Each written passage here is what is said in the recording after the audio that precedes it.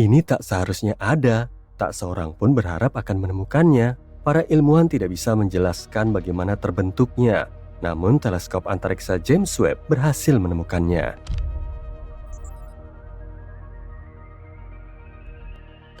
Keenam galaksi ini yang masanya sama besarnya dengan Bima Sakti, penuh dengan bintang-bintang merah yang sudah matang. Galaksi-galaksi tersebut berada sangat jauh dari kita sehingga tampak seperti titik-titik kemerahan kecil. Bahkan bagi teleskop yang sangat canggih ini, para astronom telah menganalisa cahaya yang datang dari galaksi-galaksi tersebut dan memperkirakan umurnya. Galaksi-galaksi itu muncul 500 hingga 700 juta tahun setelah Big Bang. Sejauh ini tidak ada yang mengejutkan. Galaksi-galaksi semuda itu sebenarnya tidak langka. Para ilmuwan menduga gugus bintang pertama mungkin saja terbentuk setelah alam semesta meninggalkan zaman kegelapan. Itu terjadi pada 400 juta tahun pertama keberadaan alam semesta. Saat itu hanya kabut tebal atom hidrogen yang memenuhi alam semesta. Yang sangat aneh dari galaksi-galaksi ini adalah ukurannya yang luar biasa besar dan usia bintang-bintang yang menghuninya. Tapi hal ini tidak sesuai dengan gagasan yang sudah ada tentang seperti apa alam semesta dan bagaimana alam semesta berevolusi pada masa awal-awal pembentukannya. Ditambah lagi, hasil pengamatannya tidak cocok dengan pengamatan yang dilakukan teleskop Hubble yang merupakan pendahulu Webb. Jadi menurut para ilmuwan, seperti apakah galaksi-galaksi awal itu? Jawabannya sederhana, muda dan kecil. Dan memang sebelumnya, sebagian besar galaksi awal alam semesta yang kita temukan hanyalah bayi-bayi ruang angkasa yang berwarna biru dan kecil. Galaksi-galaksi tersebut tampaknya baru saja muncul dari subkosmik purba dan masih membentuk bintang-bintang awal dan struktur-struktur lainnya. Sebagian besar bintang muda sebenarnya berwarna biru. Seiring bertambahnya usia, bintang-bintang itu akan berpendar lebih merah setelah bahan bakarnya habis terbakar dan mengalami pendinginan. Karena itu para astronom belum siap untuk melihat bintang-bintang tua berwarna merah di galaksi-galaksi purba yang ditemukan oleh teleskop Webb. Hal lain yang belum siap mereka temukan adalah galaksi yang lebih masif dari 1 miliar matahari, dan tetap saja hal itu terjadi. Galaksi-galaksi termasif yang ditemukan baru-baru ini tampaknya punya masa 2 atau 4 kali masa Bima Sakti. Dan yang paling mencengangkan adalah galaksi-galaksi tersebut sudah sebesar itu ketika alam semesta baru berusia 3% dari usianya saat ini.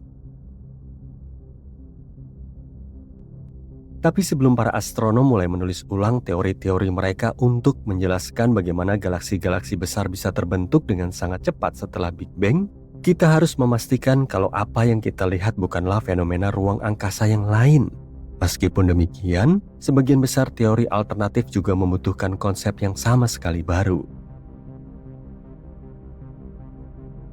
Salah satunya seperti ini.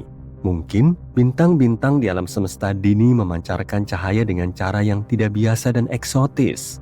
Dan karena para astronom tidak mengetahuinya, mereka tidak memasukkan kemungkinan ini ke dalam model mereka. Atau pemahaman kita tentang bagaimana bintang terbentuk mungkin tidak bisa diterapkan pada alam semesta dini. Jika salah satu dari teori-teori ini ternyata benar, maka akan menjungkir balikan pemahaman kita tentang pembentukan bintang. Lalu bagaimana kalau kita membahas lebih jauh tentang alat yang membantu para astronom menemukan galaksi-galaksi aneh itu? Teleskop antariksa James Webb adalah peralatan yang sangat menakjubkan, yang 100 kali lebih hebat daripada teleskop antariksa Hubble. Teleskop Hubble telah mengamati tempat-tempat yang jaraknya 13,4 miliar tahun cahaya. Harga teleskop James Webb juga bisa dibilang cukup mahal. Meskipun pada awalnya, biaya pembuatan teleskop ini diperkirakan hanya 1 hingga 3,5 miliar dolar. Namun seluruh proses pengembangannya menghabiskan biaya sekitar 10 miliar dolar. Sebagai perbandingan, NASA menghabiskan biaya 4,7 miliar dolar untuk membangun dan meluncurkan teleskop Hubble dan 1,1 miliar dolar lagi untuk memperbaikinya di orbit.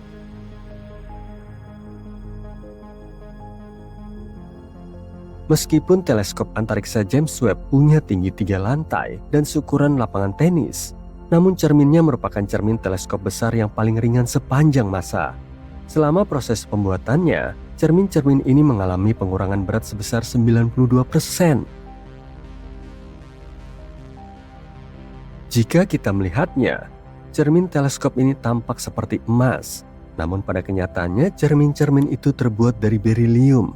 Ini adalah logam berwarna abu-abu baja, ringan dan rapuh. Lapisan emas diaplikasikan pada setiap cermin. Itu benar, tapi cermin tidak dapat diproduksi seluruhnya dari emas karena bahan berharga ini cenderung memuai dan menyusut, bahkan dengan perubahan suhu yang kecil. Jadi jumlah total emas di teleskop luar angkasa James Webb kurang dari 57 gram. Itu cuma sepotong emas ukuran bola golf. Dan lempengan emas yang menutupi cermin hanya setebal 1000 atom.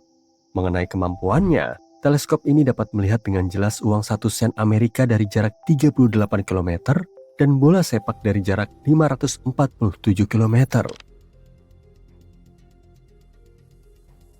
Sisi teleskop James Webb mampu mendinginkan dirinya sendiri dan suhunya tidak naik lebih tinggi dari minus 223 derajat Celcius. Suhu tersebut cukup dingin untuk membuat nitrogen menjadi cair.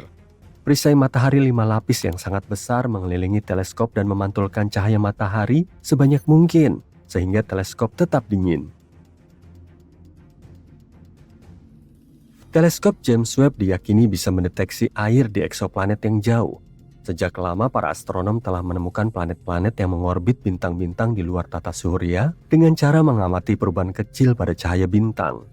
Pergeseran tersebut terjadi ketika planet melintas di depan bintang. Selain itu, kita juga bisa membaca ciri khas unik pada cahaya yang bisa memberitahu kita tentang komposisi kimia planet. Dan tanda yang paling kuat dan paling mudah dibaca terjadi dalam spektrum inframerah. Dan tahukah kamu? James Webb memiliki instrumen inframerah yang canggih.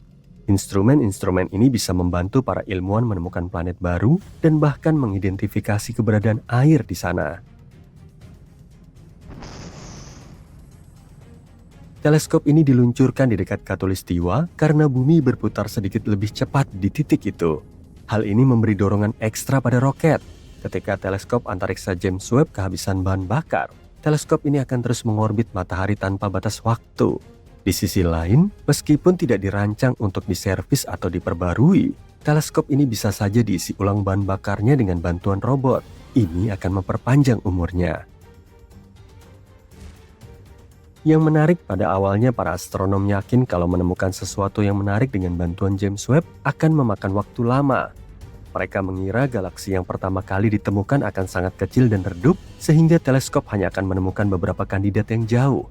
Tapi kenyataannya tidak sesuai rencana. Segera setelah foto-foto pertama dirilis, para ilmuwan mulai menemukan galaksi yang tak terhitung jumlahnya, terang, besar, dan sangat tua. Kompetisi masih berlangsung. Satu demi satu kelompok peneliti menemukan dunia baru yang memecahkan rekor. Seorang astronom bahkan mengatakan bahwa dunia ilmiah sedang panik karena tidak ada yang menduga hasil yang begitu mengesankan. Salah satu tujuan utama teleskop Webb adalah mengamati cahaya dari bintang dan galaksi pertama di alam semesta. Sayangnya, semakin jauh suatu objek, semakin cepat objek tersebut bergerak menjauhi kita. Dan semakin lama cahaya harus bergerak, semakin banyak cahaya yang merambat ke arah spektrum inframerah. Ini disebut pergeseran merah dalam astronomi. Tapi berkat peralatan inframerahnya, James Webb bisa menyingkap dunia yang sebelumnya tak terlihat oleh kita. Jadi berkat teleskop ini kita berhasil melihat galaksi-galaksi yang sangat jauh yang lahir sekitar 13,8 miliar tahun lalu. Artinya, cahaya yang dideteksi teleskop Webb membutuhkan waktu lebih dari 13 miliar tahun untuk sampai ke bumi. Luar biasa bukan? Tapi ada satu galaksi yang menonjol dibanding galaksi-galaksi lainnya. Galaksi ini tampaknya merupakan galaksi tertua yang pernah ditemukan para astronom sejauh ini.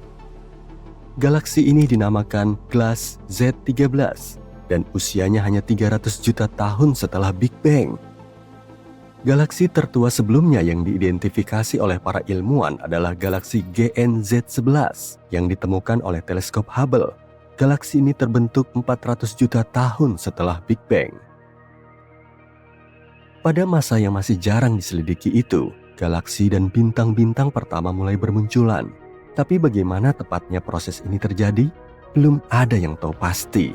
Mungkin saja proses ini bergantung pada hukum fisika eksotis, termasuk pengaruh materi gelap dan energi gelap atau komunikasi antara gas, debu, dan cahaya bintang yang belum banyak diteliti.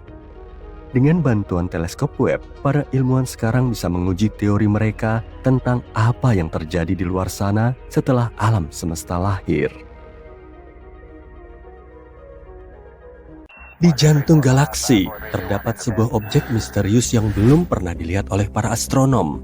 Objek ini melesat melintasi langit dengan cepat seperti bintang jatuh. Apa sebenarnya objek misterius itu? Dan apakah kaitannya dengan lubang hitam di pusat galaksi kita? Yuk kita cari tahu. Objek ini dinamai X7. Inilah bongkahan misterius yang sudah berpuluh-puluh tahun berada di sekitar lubang hitam supermasif galaksi kita. Bahkan ada yang mengatakan objek ini sudah berkeliaran di sana selama ratusan tahun. Ada beberapa hal yang sudah kita ketahui tentang X7.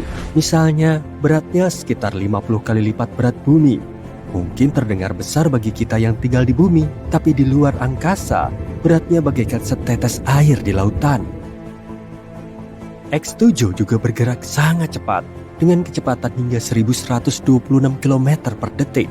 Ini lebih cepat dibanding saat kamu coba mengambil sepotong pizza terakhir sebelum yang lain mengambilnya. Tapi benda apa ini sebenarnya? Apakah bintang ajaib yang gak pernah kita lihat sebelumnya? Pesawat antariksa ekstraterestrial?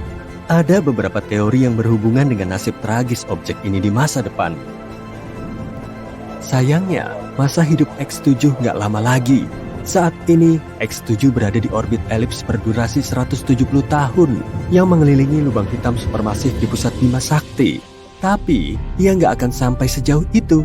Setiap tahun, ia bergerak semakin mendekati lubang hitam. Hanya dalam beberapa tahun, objek ini akan mengalami spagetifikasi. Ya, memang inilah istilah ilmiahnya. Lalu akhirnya tersedot dan nggak pernah terlihat lagi. Ada lubang hitam supermasif di pusat seluruh galaksi, termasuk Bima Sakti. Lubang hitam ini begitu masif hingga bisa memelintir ruang waktu, menyebabkan bintang-bintang di dekatnya mengorbitnya dengan kecepatan sangat tinggi. Lubang hitam ini bagaikan penyedot debu kosmik yang menarik apa saja yang berada di dekatnya. Lubang hitam di galaksi kita bernama Sagittarius A-star. Terdengar seperti nama selebriti Hollywood ya? Tapi objek langit ini jauh lebih mengesankan daripada manusia biasa. Ukurannya sekitar 4 juta kali lebih besar dibanding matahari, yang berarti bintang ini bisa saja menelan seluruh tata surya kita. Tapi jangan khawatir, lubang hitam ini memang terlihat menakutkan, tapi kenyataannya ukurannya terlalu kecil untuk bisa bersaing dengan sebuah galaksi. Lubang hitam hanya akan menyedot beberapa bintang terdekat, itu saja. Selain itu, Sagittarius A-star tampaknya nggak terlalu berselera makan. Akhir-akhir ini ia terlihat cukup tenang, dan ini kabar baik bagi kita. Kalaupun ia sangat rakus, lubang hitam ini nggak akan menjadi ancaman bagi kita, karena jaraknya lebih dari 26.000 tahun cahaya. Dari bumi, kita bisa melihatnya di rasi bintang Sagittarius. Pada tahun 2022, kolaborasi teleskop Horizon Peristiwa merilis foto pertama Sagittarius A-star. Butuh kolaborasi dan teknologi bertahun-tahun untuk memotret foto yang menakjubkan ini.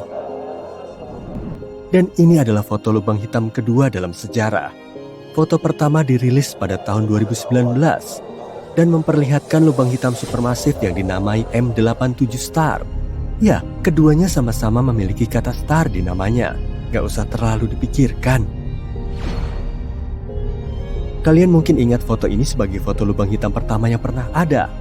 Foto ini menjadi sangat viral di internet.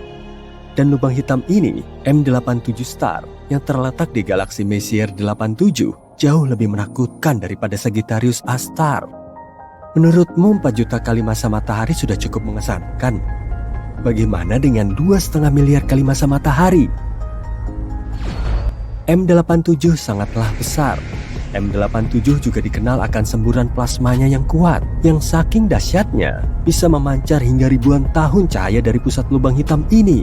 Kalau M87 adalah pahlawan super, maka ia adalah Iron Man dengan sinar pelontar berkekuatan penuh. Sebenarnya, secara teknis kita nggak bisa memotret lubang hitam karena warnanya yang hitam. Nggak ada cahaya yang bisa lolos dari cengkeramannya. Tapi, cincin oranye yang bersinar di foto ini menunjukkan materi yang mengelilingi Sagittarius A*. Materi itu disebut piringan akresi, yaitu piringan gas panas yang berputar mengelilingi pusat lubang hitam dan dalam prosesnya memanas hingga jutaan derajat. Ini seperti pusaran api raksasa tanpa jalan keluar, dan bayangan di tengah-tengahnya merupakan lubang hitam itu sendiri. Di dalam bayangan itu, ada horizon peristiwa. Horizon peristiwa adalah batas di sekeliling lubang hitam di mana nggak ada satupun, bahkan cahaya sekalipun, yang bisa lolos dari tarikan gravitasinya. Ini adalah titik tak bisa kembali, di mana gaya gravitasi begitu kuat hingga objek tercepat di alam semesta, yakni cahaya, nggak bisa lolos. Begitu melewati horizon peristiwa, kamu akan jatuh ke pusat lubang hitam, di mana hukum fisika yang kita kenal nggak berlaku lagi. Dan inilah nasib yang menanti X7 yang malang. Saat ini, X7 sedang diregangkan dan ditarik oleh gaya pasang surut yang kuat.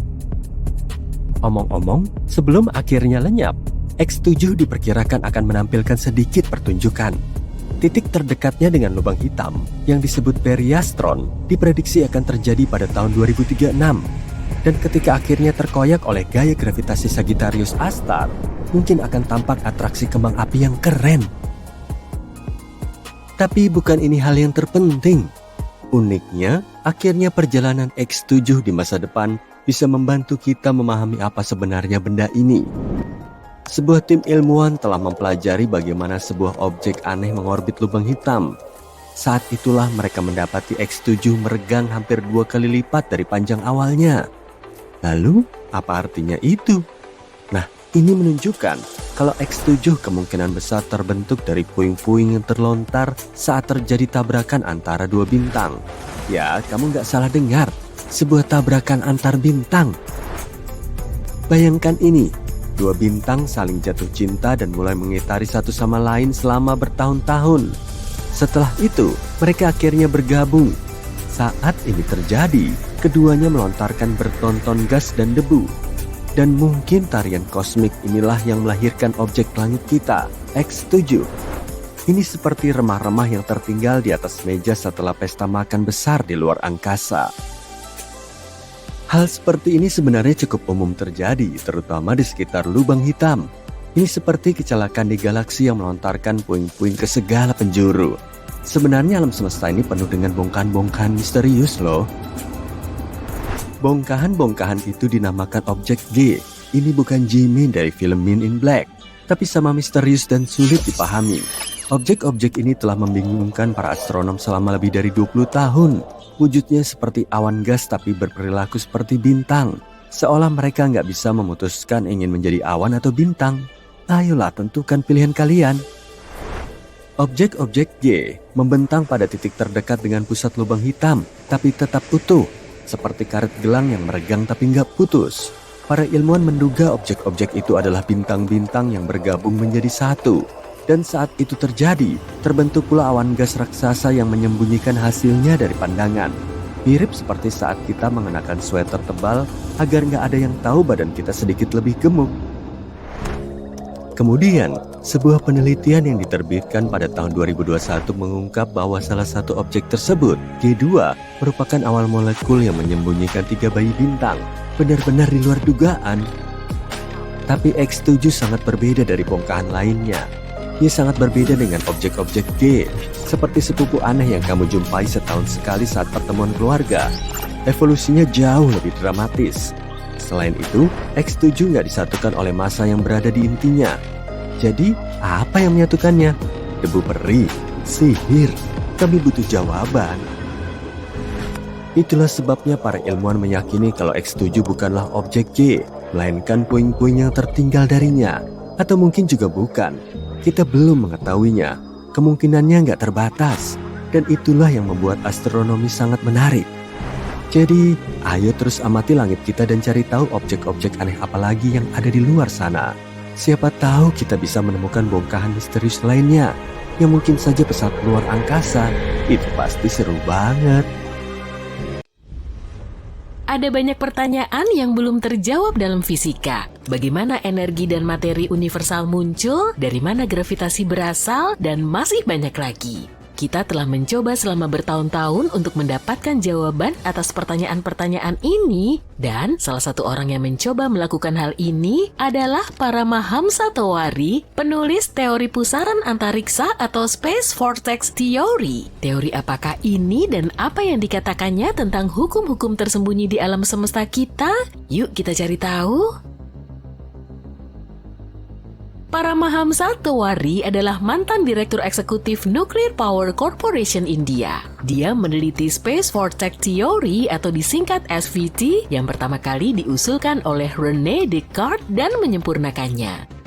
Dia selalu terinspirasi oleh fisika dan para ahli fisika, bahkan sejak masih menjadi mahasiswa teknik elektro. Setelah mempelajari hukum fisika secara mendalam, dia menemukan persamaan baru yang mendefinisikan materi serta massa dan muatan elektron.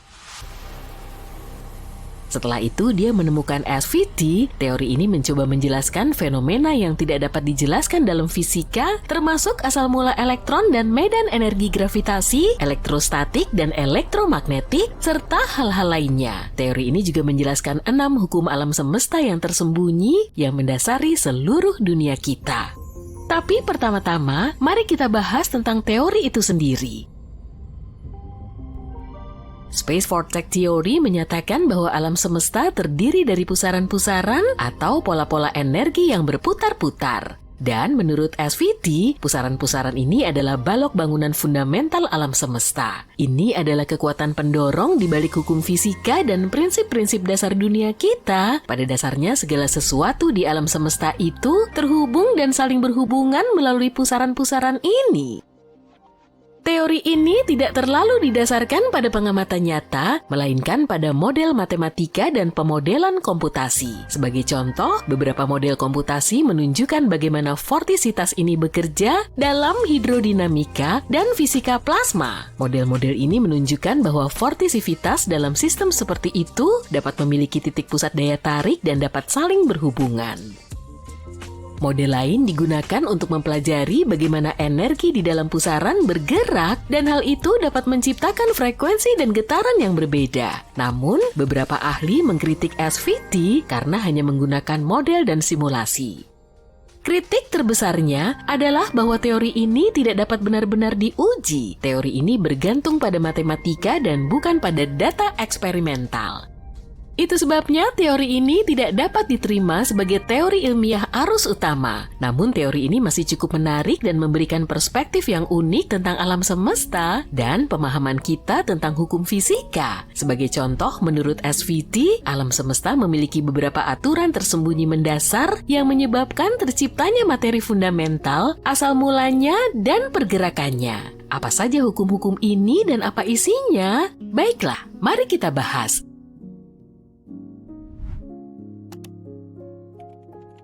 Hukum pertama, alam semesta hanya memiliki satu entitas ruang primordial, yaitu ruang hampa mutlak yang menyusun materi.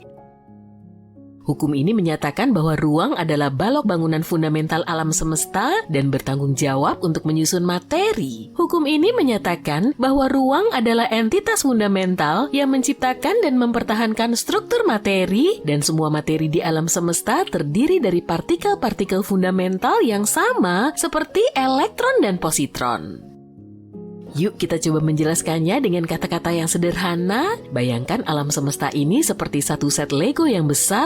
Seperti halnya semua Lego terbuat dari balok-balok dasar yang sama, alam semesta juga terbuat dari balok-balok bangunan dasar yang sama. Balok-balok ini disebut elektron dan positron. Tapi, apa yang menyatukan semua balok ini? Ruang tentu saja. Ruang memberikan bentuk dan struktur seperti halnya wadah plastik yang menyatukan semua balok-balok Lego dalam satu set.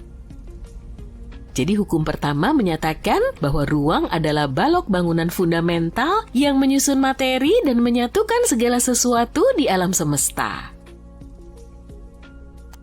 Hukum kedua, materi dibentuk dengan kelipatan dari satu jenis partikel fundamental, elektron dan positron. Hukum ini menyatakan bahwa semua materi di alam semesta terdiri dari partikel fundamental yang sama, yaitu elektron dan positron. Kedua partikel ini adalah balok-balok Lego yang kita bicarakan tadi, dan menurut hukum kedua, partikel-partikel kecil yang tidak terlihat ini membentuk segala sesuatu dari atom kecil hingga galaksi raksasa. Seperti halnya bentuk atau ukuran rakitan Lego yang kita buat, ia tetap terdiri dari balok-balok penyusun yang sama. Hukum ketiga, distribusi medan di ruang angkasa yang terkait dan berasal dari materi, seperti yang diakui oleh fisika kontemporer, adalah efek yang muncul dari satu medan fundamental di ruang angkasa. Hukum ini menyatakan medan yang dikenali oleh fisika kontemporer seperti medan elektromagnetik dan gravitasi adalah efek yang timbul dari satu medan fundamental di ruang angkasa. Hukum ini menunjukkan bahwa medan fundamental ini bertanggung jawab untuk menciptakan segala sesuatu yang kita amati di alam semesta. Jadi, mari kita membuatnya lebih sederhana. Kali ini bayangkan alam semesta itu seperti taman bermain yang luas, semua medan berbeda yang kita amati seperti medan gravitasi dan elektromagnetik. Anggaplah itu adalah beragam permainan yang kita mainkan di sana. Tapi apapun yang kita mainkan, kita tetap berada di satu ruang yang fundamental. Ini adalah taman bermain itu sendiri, dan taman bermain itu adalah dasar yang menyatukan semuanya. Menurut hukum ketiga, tanpa taman bermain, kita tidak akan bisa memainkan permainan apapun, dan tanpa medan fundamental di ruang angkasa, kita tidak akan bisa mengamati medan apapun di alam semesta. Hukum keempat, tidak ada kekosongan di ruang angkasa dimanapun di seluruh alam semesta, kecuali di pusat-pusat partikel fundamental materi atau elektron dan positron. Hukum ini menyatakan bahwa tidak ada ruang yang benar-benar kosong di alam semesta, dan semua ruang diisi dengan medan fundamental yang kita bahas tadi.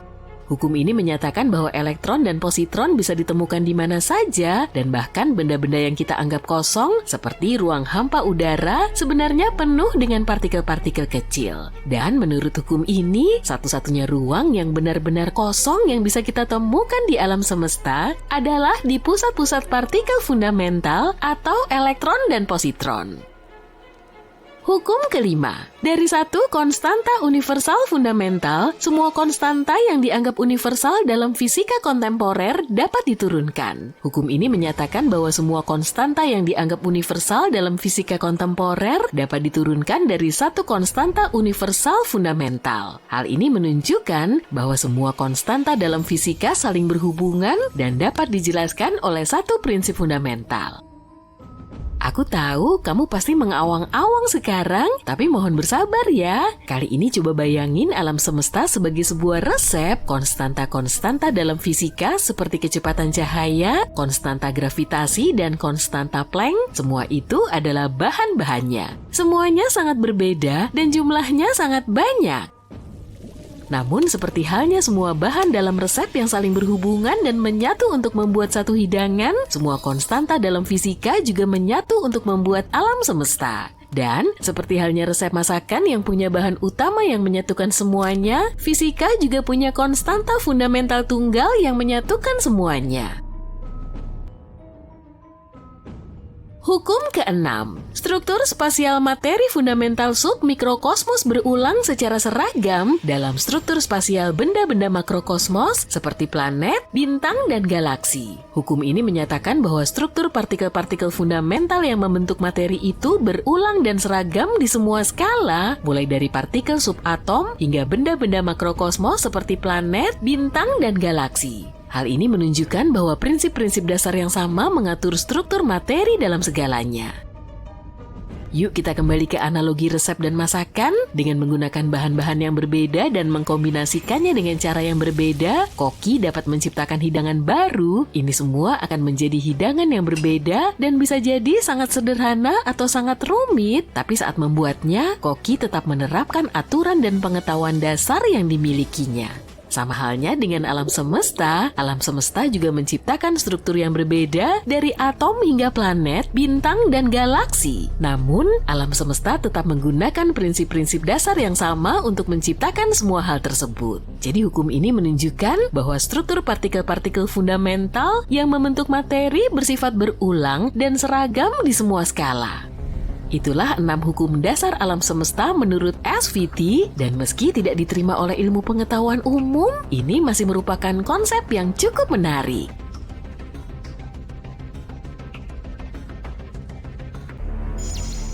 Bunyi aneh tidak biasa yang entah dari mana datangnya menyebar di seluruh galaksi kita, terus berulang-ulang, dan ini belum pernah kita dengar. Para ilmuwan menemukannya pada tahun 2020 dan ini tidak menyerupai energi apapun yang pernah mereka pelajari. Berbagai sinyal radio kuat dan terang muncul dari waktu ke waktu yang secara misterius menghilang dalam sehari. Sinyal ini tidak sesuai dengan profil objek ruang angkasa apapun yang kita kenal. Sinyal itu agak mengganggu dan lenyap begitu saja.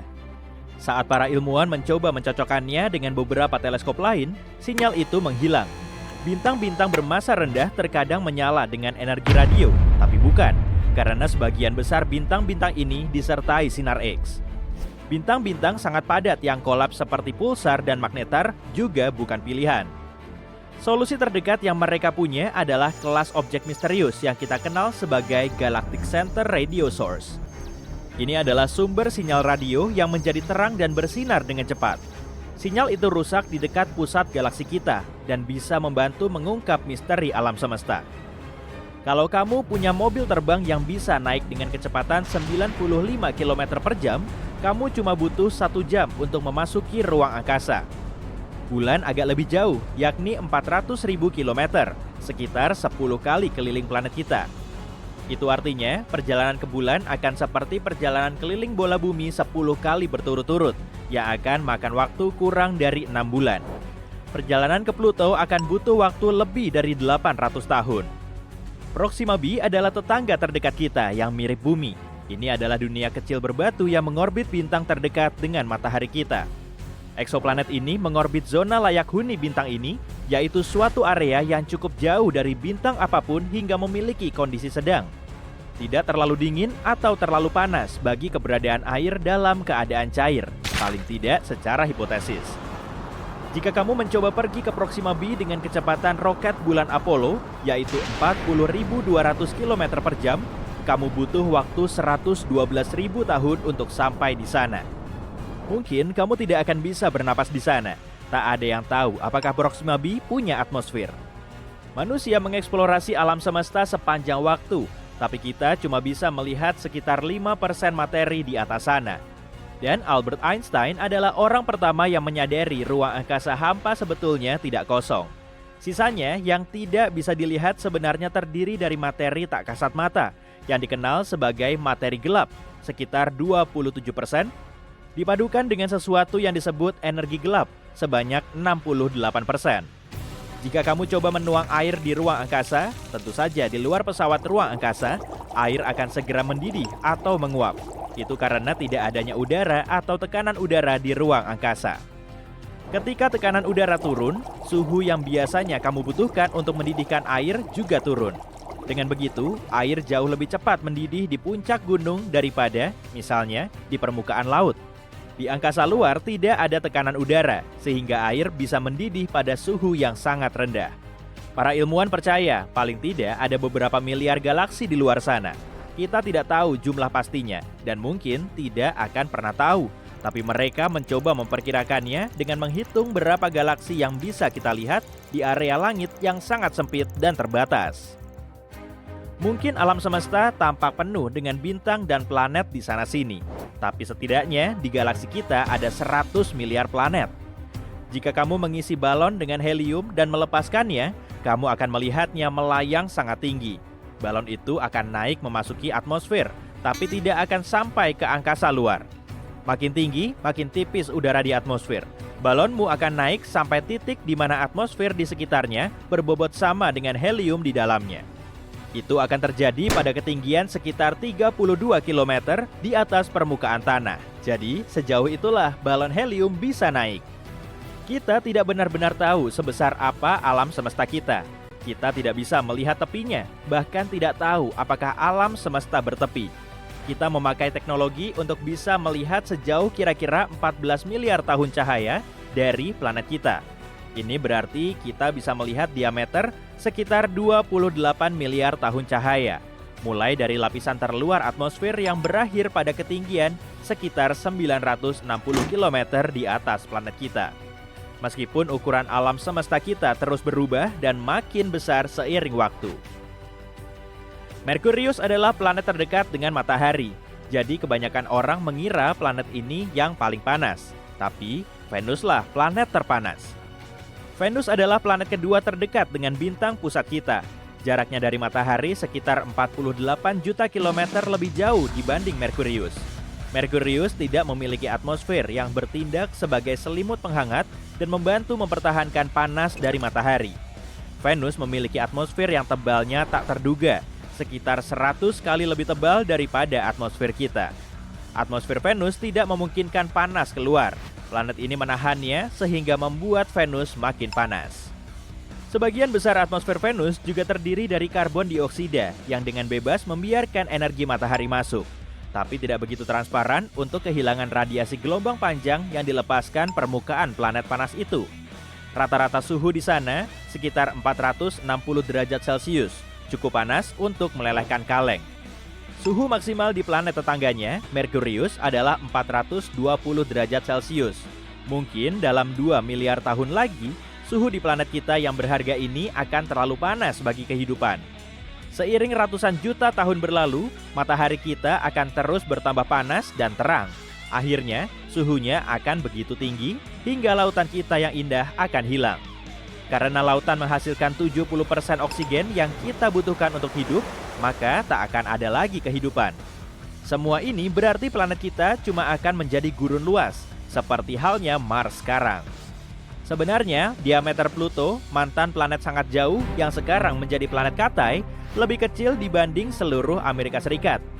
Jarak terjauh di sana dari Maine ke California Utara, kira-kira 4.700 km. Sedangkan diameter Pluto cuma 2.371 km. Pluto sangat jauh, tapi tepi tata surya kita 1000 kali lebih jauh daripada jarak ke planet Katai ini. Tapi para astronom menemukan banyak objek ruang angkasa yang mengorbit matahari kita yang jaraknya lebih jauh dibanding Pluto. Juga terdapat awan komet Oort yang jauhnya setengah tahun cahaya dari Pluto, yang juga 1000 kali lebih jauh. Bintang neutron benar-benar berat. 1 sendok teh saja yang berisi bintang neutron beratnya akan mencapai 6 miliar ton. Bintang neutron adalah sisa-sisa dari bintang besar yang telah kehabisan bahan bakar. Bintang yang memudar ini meledak dan intinya berserakan. Tapi karena gravitasi, terbentuklah bintang neutron yang super padat. Biasanya, massa bintang seperti ini sampai 3 kali massa matahari. Tapi radiusnya cuma 9,65 km. Sebab ini adalah salah satu benda paling padat di alam semesta, setidaknya yang kita ketahui. Alam semesta mempunyai warna, dan warnanya itu semacam krem atau disebut juga cosmic latte. Alam semesta juga berbau. Baunya mengingatkan kita akan steak panggang atau logam panas. Setidaknya begitulah kata para astronot yang melayang-layang di ruang angkasa sana. Jika kamu ingin membuat pakaian antariksa, siap-siap aja kerja keras. Kita butuh 5.000 jam untuk membuat pakaian antariksa, dan biayanya lebih dari 14 miliar rupiah. Pakaian astronot yang sangat bagus terdiri dari 11 lapis bahan dan beratnya sekitar 50 kg. Dan pakaian ini harus nyaman. Kamu butuh lebih banyak ruang di dalamnya, sebab tubuhmu akan memanjang sekitar 5 cm di ruang angkasa. Saat kamu sedang melayang-layang di antariksa, gravitasi bumi tidak berdampak kepadamu. Itu sebabnya tulang belakangmu memanjang dan sedikit rileks, yang artinya mungkin kamu akan 3% lebih tinggi. Untuk 180 cm, tambahannya akan sekitar 5 cm. Tapi tenang, ini tidak permanen. Begitu turun ke bumi, kamu akan menyusut lagi ke ukuran biasa dalam beberapa bulan. Kalau kamu mau ngobrol sama teman, sebaiknya jangan di ruang angkasa ya. Sebab di atas sana, bunyi sama sekali tidak merambat. Di sana, jarak antar molekul begitu jauh, sehingga getaran bunyi tidak bisa menjangkaunya. yang secara otomatis berarti molekul itu tidak bisa bergetar. Film-film tidak akurat dalam hal ini. Tak seorang pun bisa mendengarmu berteriak di angkasa luar. Kita bisa dibilang hidup di dalam matahari. Matahari bukan saja bola cahaya panas besar yang lokasinya 150 juta kilometer dari kita. Atmosfer luarnya jauh lebih luas lagi. Atmosfer ini melebar jauh di luar permukaan yang bisa kita lihat. Orbit planet kita melewati atmosfernya yang sangat tipis. Buktinya adalah ketika semburan angin matahari menghasilkan aurora australis dan borealis. Itu berarti bisa dikatakan kita tinggal di dalam matahari. Bukan cuma kita, planet-planet lain juga, termasuk Neptunus yang jauh. Heliosfer, yaitu atmosfer terluar matahari, membentang sampai sekitar 16 miliar kilometer. Sudah lebih dari 1 tahun sejak teleskop James Webb yang membutuhkan waktu lebih dari 20 tahun untuk menyelesaikannya diluncurkan. Dan dalam waktu yang relatif singkat tersebut, peralatan yang sangat modern dan paling kuat dalam sejarah ini telah membuat banyak penemuan. Dengan mengamati alam semesta pada panjang gelombang inframerah, James Webb memungkinkan kita untuk melihat hal-hal yang belum pernah dilihat oleh teleskop lain. Tujuan utama dari peralatan yang luar biasa ini adalah untuk mempelajari pembentukan galaksi dan bintang-bintang yang muncul di alam semesta awal. Sebagai contoh, lihatlah tempat pembibitan bintang yang paling dekat dengan kita, yaitu area di ruang angkasa di mana bintang-bintang baru dilahirkan. NASA telah membagikan foto dari James Webb yang menunjukkan daerah pembentukan bintang kecil. Jika kamu mengamati foto ini dengan seksama, kamu akan melihat semburan yang keluar dari bintang-bintang yang masih bayi. Di sekelilingnya awan debu kosmik yang berwarna-warni bertabrakan satu sama lain. Pemandangannya sangat memukau. Debu merah terdiri dari molekul hidrogen. Kamu juga bisa melihat kalau beberapa bintang memiliki bayangan seperti bayangan yang mengisyaratkan terbentuknya planet-planet. Sekilas foto tersebut tampak kacau, tapi para astronom menyatakan kalau tempat ini merupakan tempat pembibitan bintang yang relatif kecil dan tenang dibanding tempat lainnya. Banyak bintang muda di sana yang ukurannya mirip dengan matahari atau sedikit lebih kecil. Foto itu sendiri diambil dengan bantuan kamera inframerah dekat, NIRCam, milik Webb. Kamera ini merupakan kamera utama observatorium yang memotret alam semesta dalam 2 rentang inframerah yang berbeda. Penemuan menakjubkan lainnya yang berhasil ditemukan oleh teleskop Webb adalah molekul asap di galaksi jauh. Ini adalah pertama kalinya molekul seperti itu ditemukan begitu jauh dari planet kita. Galaksi yang dimaksud berada pada jarak 12,3 miliar tahun cahaya dari bumi. Galaksi tersebut kemungkinan besar terbentuk sekitar 1,5 miliar tahun setelah Big Bang. Meskipun jarak antara galaksi dan planet kita sangat jauh, para ilmuwan berhasil mendeteksi senyawa kimia yang ditemukan dalam jelaga atau asap. Dan ini merupakan hal yang cukup besar karena telah mendorong rekor untuk mendeteksi molekul yang serupa dan kompleks mundur sekitar 1 miliar tahun. Penelitian ini juga telah mengukuhkan kehebatan peralatan ruang angkasa yang paling keren sepanjang masa. Spektrometer ini berhasil membuat penemuan ini meskipun spektrometer yang diperlukan untuk pengukuran tidak bekerja secara maksimal setelah mengalami degradasi yang tiba-tiba dan mengejutkan. Teleskop James Webb juga telah membantu meningkatkan pemahaman kita tentang eksoplanet, yaitu planet yang mengorbit bintang lain selain matahari. Pada awal tahun 2023, teleskop ini menemukan eksoplanet pertamanya, LHS-47b. Planet ini berada pada jarak 41 tahun cahaya dari bumi dan memiliki ukuran yang hampir sama dengan bumi. Menurut NASA, saat ini James Webb adalah satu-satunya teleskop yang beroperasi yang mampu mengkategorikan atmosfer eksoplanet seukuran bumi. Tim peneliti di balik penemuan ini percaya bahwa hasil tersebut menggarisbawahi ketepatan teleskop itu. Mereka berharap teleskop ini bisa membantu kita menemukan lebih banyak lagi eksoplanet batuan yang mungkin bisa kita jadikan tempat tinggal di masa depan. Meskipun pada pandangan pertama, alam semesta terlihat kosong, sebenarnya alam semesta adalah tempat yang sangat sibuk, dan Webb memiliki semua instrumen yang dibutuhkan untuk melihat segala macam peristiwa kosmik yang terjadi di sana. Lihat saja foto WR124 ini, bintang ini berada di puncak kehancurannya yang sangat dahsyat.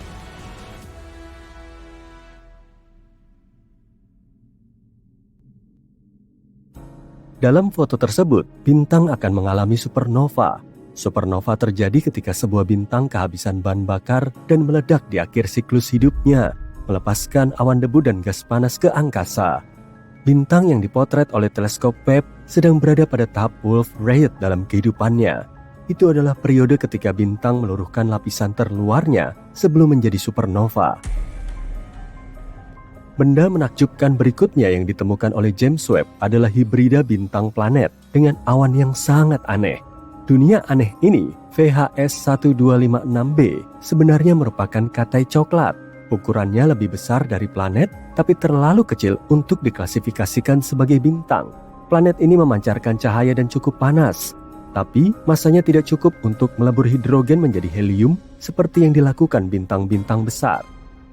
Benda-benda angkasa semacam ini sebenarnya tidak berwarna coklat. Benda-benda ini muncul dalam berbagai macam warna, tapi sebagian besar tidak terlihat oleh mata manusia. Yang bisa kita lihat adalah cahaya yang dipancarkannya, dan bagi kita, cahaya itu tampak berwarna oranye gelap atau magenta.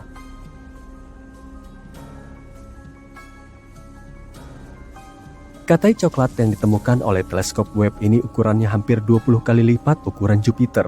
Planet ini mengitari dua bintang katai merah, dan untuk menyelesaikan satu kali orbit, planet ini membutuhkan waktu lebih dari 10.000 tahun.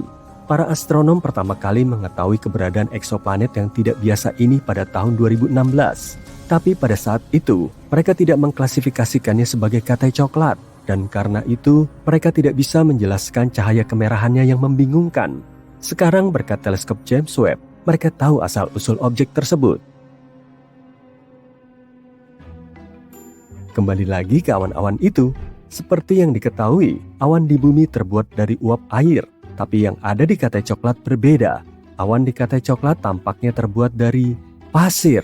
Kelihatannya seperti pasir yang bagus dari bumi, tapi sebenarnya bukan. Awan-awan itu terbuat dari partikel-partikel silikat yang sangat kecil. Penemuan terbaru lainnya melibatkan beberapa galaksi besar yang diyakini para ilmuwan lahir tidak lama setelah Big Bang. Galaksi-galaksi itu seharusnya tidak ada di sana dan tidak ada yang menyangka akan menemukannya. Tapi teleskop antariksa James Webb berhasil menemukannya. Galaksi-galaksi ini yang bermassa sebesar Bima Sakti, penuh dengan bintang-bintang merah yang sudah matang. Para astronom telah menganalisis cahaya yang datang dari mereka dan memperkirakan usia mereka 5-700 juta tahun setelah Big Bang. Artinya, bintang-bintang itu terbentuk ketika alam semesta kita masih sangat muda, nyaris seperti bayi. Yang paling aneh dari galaksi-galaksi tersebut adalah ukurannya yang luar biasa besar dan usia bintang-bintang yang ada di sana. Data yang diterima teleskop tidak sesuai dengan gagasan yang sudah ada tentang seperti apa alam semesta dan bagaimana alam semesta berevolusi di masa-masa awal pembentukannya. Data yang diterima juga tidak cocok dengan pengamatan yang dilakukan Hubble sebelumnya. Dan di sini, James Webb telah memotret sebuah daerah yang jauh di luar angkasa dengan detail yang belum pernah terjadi sebelumnya. Bagian ruang angkasa ini dikenal sebagai gugus Pandora.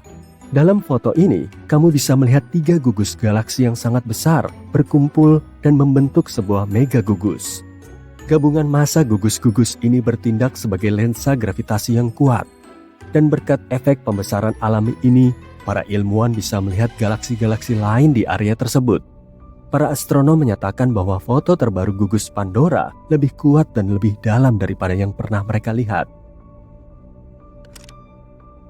James Webb juga berhasil menemukan ribuan bintang muda yang belum pernah dilihat sebelumnya di nebula Tarantula. Formasi ruang angkasa ini mendapatkan julukannya karena penampakan filamen-filamen berdebu yang terlihat pada foto-foto sebelumnya. Nebula Tarantula merupakan area pembentuk bintang terbesar di grup lokal yang meliputi galaksi-galaksi yang paling dekat dengan Bima Sakti. Foto-foto yang dihasilkan teleskop Webb telah membantu menjelaskan komposisi nebula Tarantula. Teleskop ini juga mendeteksi protobintang, yaitu bintang-bintang muda yang sedang dalam proses pembentukan. Para astronom menduga kalau protobintang ini pada akhirnya akan terbentuk dan membentuk nebula. Di antara penemuan-penemuan lain yang dibuat oleh teleskop James Webb, kamu bisa melihat kelahiran 50 bintang jauh. Beberapa di antaranya menggerakkan piringan protoplanet yang kelak akan membentuk tata surya yang jaraknya beberapa tahun cahaya dari tata surya kita.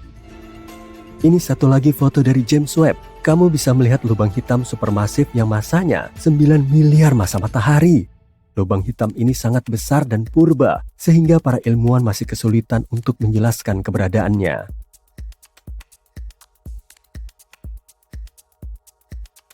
Para astronom juga menemukan cincin debu, batuan, dan gas yang jauh mengandung bahan kimia yang disebut kation metil. Kation ini dikenal sebagai bahan penyusun molekul kehidupan dan merupakan bahan penyusun sebagian besar materi organik di planet kita. James Webb membantu para peneliti melihat badai pasir yang dahsyat di planet yang jaraknya 235 triliun kilometer. Para astronom sangat senang menemukan peti harta karun berisi partikel-partikel pasir kecil yang tak terhitung jumlahnya.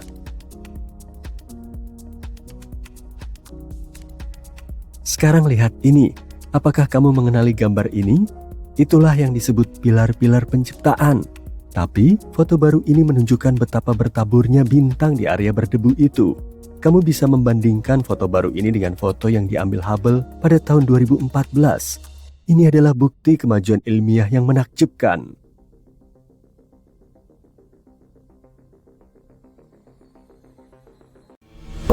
Bang, atau haruskah aku bilang Big Bang? Dentuman besar. Oke. Setelah dentuman besar, semesta menyerupai sup panas berisi proton, neutron, dan elektron. Setelah mulai mendingin, proton dan neutron mulai bergabung. Pertama membentuk atom-atom hidrogen yang terionisasi dan kemudian helium. Atom helium dan hidrogen yang terionisasi ini menarik elektron, mengubahnya menjadi atom netral. Hasilnya, cahaya dapat bergerak bebas untuk pertama kalinya karena tidak lagi menghamburkan elektron bebas. Apa artinya ini? Semesta tidak lagi gelap. Pada saat yang sama, beberapa ratus juta tahun telah berlalu usai dentuman besar, sebelum sumber cahaya pertama mulai muncul. Saat itulah, zaman kegelapan kosmik berakhir. Kita tidak tahu pasti seperti apa cahaya pertama di alam semesta atau bagaimana bintang-bintang pertama terbentuk. Untungnya, ada teleskop luar angkasa James Webb yang bisa bantu menemukan jawabannya. Kenapa? Karena ini adalah teleskop inframerah. Kenapa ini penting? Mari kita cari tahu. Bayangkan sebuah bintang. Bintang itu amat sangat tua, mungkin bintang pertama di alam semesta. Cahaya meninggalkan bintang ini 13,6 miliar tahun lalu dan melakukan perjalanan luar biasa melintasi ruang dan waktu untuk sampai ke teleskop kita. Pada saat cahaya mencapai kita, warnanya atau panjang gelombangnya bergeser ke arah merah. Itulah yang kita sebut pergeseran merah. Hal ini terjadi karena ketika bicara tentang objek yang sangat jauh, teori relativitas umum Einstein ikut berperan. Menurut teori ini, pemuaian alam semesta juga berarti bahwa ruang di antara objek-objek itu meregang, membuat mereka saling menjauh. Tapi bukan itu saja, cahaya juga meregang, yang menggesernya ke panjang gelombang lebih panjang. Akhirnya, cahaya ini mencapai kita sebagai cahaya inframerah. Dengan kata lain, pergeseran merah berarti cahaya yang awalnya dipancarkan oleh bintang atau galaksi sebagai cahaya ultraviolet atau cahaya tampak, bergeser ke panjang gelombang yang lebih merah pada saat kita melihatnya saat ini. Untuk objek terjauh dengan pergeseran merah yang sangat besar, cahaya tampak yang sangat sedikit itu bergeser ke bagian inframerah dekat dan menengah dari spektrum elektromagnetik. Itulah kenapa untuk melihat objek-objek ruang angkasa tersebut, kita butuh teleskop yang sangat kuat.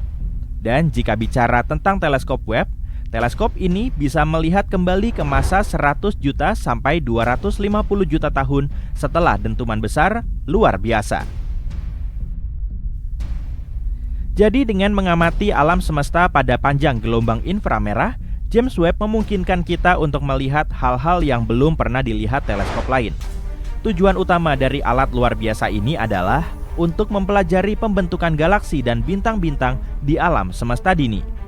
Untuk melihat jauh ke masa lalu, kita harus melihat lebih jauh ke luar angkasa. Semua itu karena butuh waktu singkat untuk melakukan perjalanan dari sana menuju kita. Jadi semakin jauh kita melihat, semakin jauh pula kita menengok ke masa lalu. Untuk menemukan galaksi pertama, James Webb akan melakukan survei inframerah dekat ultra dalam di alam semesta. Kemudian dilanjutkan dengan beberapa metode penelitian lainnya. Seperti yang kalian ingat, gas di antara bintang-bintang dan galaksi-galaksi pada masa awal terbentuknya alam semesta masih buram, dan cahaya bintang yang sangat terang tidak bisa menembusnya. Tapi, sekitar 1 miliar tahun setelah dentuman besar, tiba-tiba gas itu menjadi transparan sepenuhnya. Kenapa? Teleskop James Webb mungkin telah menemukan alasannya. Pada suatu titik di masa lalu, bintang-bintang di galaksi pertama memancarkan cahaya yang cukup untuk mengionisasi dan memanaskan gas di sekelilingnya. Hal ini bantu menjernihkan pandangan selama ratusan juta tahun. Informasi terbaru yang diperoleh ilmuwan adalah tentang periode waktu yang disebut era reionisasi. Pada masa itu, alam semesta mengalami perubahan yang dramatis. Setelah dentuman besar, gas di alam semesta sangat panas dan padat. Ratusan juta tahun berlalu dan alam semesta mendingin. Tapi kemudian, sesuatu yang membingungkan terjadi. Seolah-olah alam semesta menekan tombol ulangi, dan gas menjadi terionisasi dan panas sekali lagi. Hal itu bisa terjadi karena pembentukan bintang-bintang awal. Setelah itu, jutaan tahun kemudian, campuran ini menjadi transparan. Sejak lama para peneliti berharap bisa menemukan bukti pasti yang bisa menjelaskan perubahan-perubahan ini. Dan sekarang, teleskop akhirnya menunjukkan bahwa wilayah transparan itu berada di sekeliling galaksi. Para astronom melihat galaksi-galaksi tersebut mereionisasi gas di sekelilingnya. Lebih hebat lagi, mereka berhasil mengukur seberapa besar wilayah transparan itu. Wilayah ini sangat besar dibandingkan galaksi itu sendiri. Bayangkan sebuah balon udara dan sekarang bayangkan sebuah kacang polong di dalamnya. Kamu tahu maksudnya? Dan coba tebak, galaksi-galaksi kecil ini menggerakkan seluruh proses reionisasi, memberikan area yang sangat luas di sekelilingnya. Gelembung-gelembung transparan ini terus bertumbuh, hingga akhirnya bergabung dan menyebabkan seluruh alam semesta menjadi transparan. Tim peneliti memilih untuk menargetkan periode waktu sebelum berakhirnya era reionisasi. Saat itu alam semesta tidak terlalu buram, tapi juga belum terlalu jelas. Ada banyak bagian gas dengan kondisi yang berbeda-beda. Untuk mengetahui fakta menarik ini, para astronom mengarahkan teleskop James Webb ke arah kuasar, sebuah objek luar angkasa yang sangat terang. Kuasar bertindak sebagai senter raksasa, bergerak ke arah kita melalui area gas yang berbeda-beda. Cahaya itu diserap oleh area yang nyaris buram atau bergerak bebas melalui area gas yang transparan. Para ilmuwan kemudian menggunakan Webb untuk memeriksa galaksi di wilayah tersebut. Mereka menemukan bahwa galaksi-galaksi tersebut biasanya dikelilingi oleh wilayah transparan dengan radius sekitar 2 juta tahun cahaya. Sebagai perbandingan, area yang dibersihkan oleh galaksi-galaksi tersebut hampir sama dengan jarak antara galaksi Bima Sakti dengan tetangga terdekat kita. Galaksi Andromeda. Teleskop ini menyaksikan galaksi-galaksi tersebut dalam proses membersihkan ruang di sekelilingnya. Itu adalah akhir dari era reionisasi. Sebelumnya, tidak ada yang punya bukti dari apa yang menyebabkan reionisasi. Tim ini berencana untuk meneliti tentang galaksi-galaksi lain di 5 wilayah lainnya. Hasil pengamatan teleskop Webb di wilayah pertama sudah sangat jelas. Para astronom berharap bisa mengidentifikasi beberapa puluh galaksi yang ada pada era reionisasi. Tapi ternyata mereka berhasil menemukan 117 galaksi.